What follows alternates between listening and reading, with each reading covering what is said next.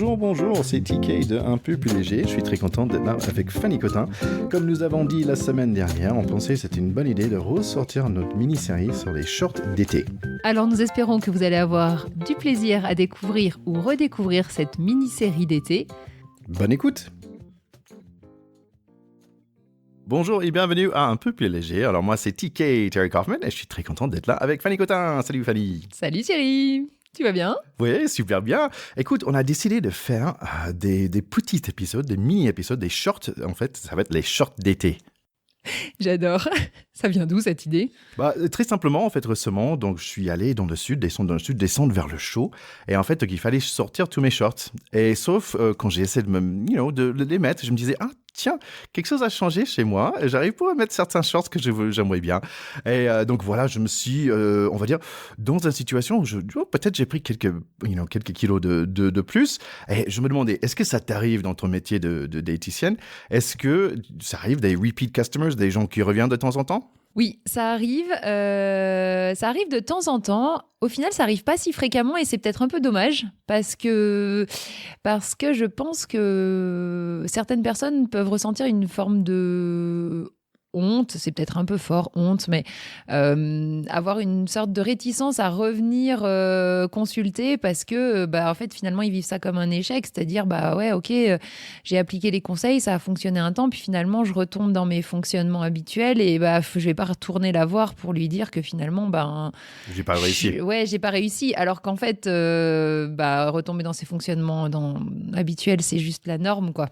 Donc, j'en reçois, mais pas tant par rapport au potentiel. En fait, je suis passé par là pour décider de faire ces petits mini-épisodes. En fait, dans un sens, c'était un peu difficile d'admettre que, rebolote, je me retrouve avec des kilos en trop.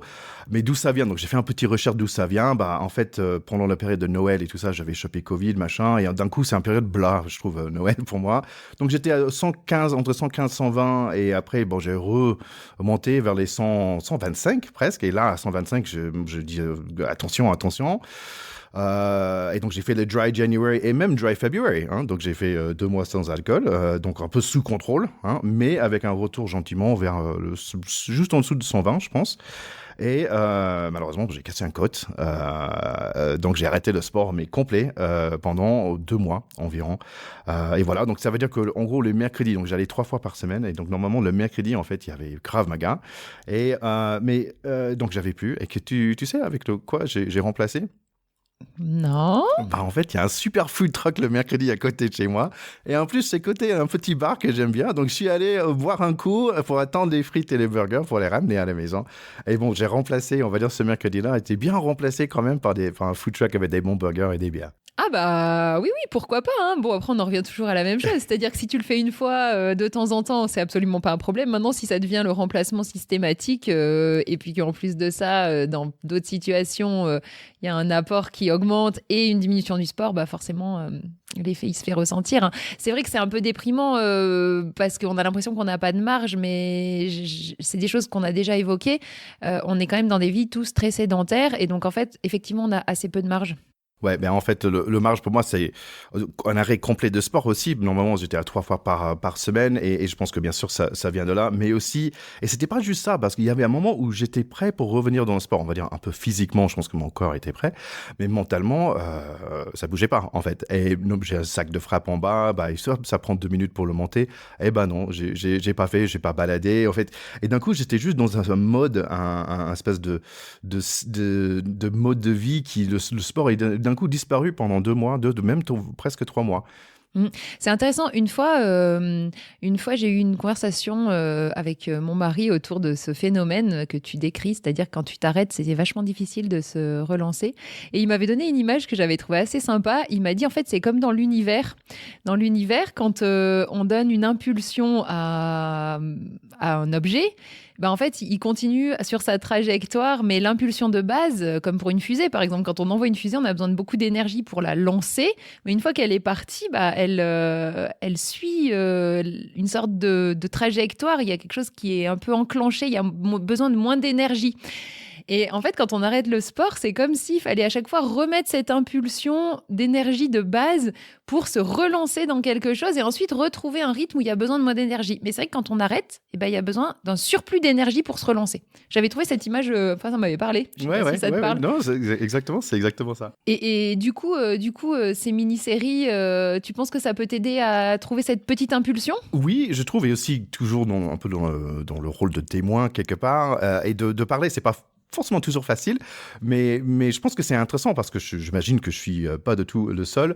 Et je voulais juste dire que c'est marrant cette idée que d'un coup ça est venu tout de suite en fait, l'idée que tiens, il faut que je change, et tiens, je suis plus content, et parce que cette histoire de short, mais après d'un coup pendant une semaine j'ai pensé que à ça, que j'ai senti complètement différent, que en fait je me tresse très peu aujourd'hui. Avant je me pesais tout le temps pendant qu'on faisait les premières années, on faisait le pod, je me pesais tout le temps, et maintenant il est dans le même endroit, je le vois quand je sors de la douche, mais en fait, je me pèse nettement moins.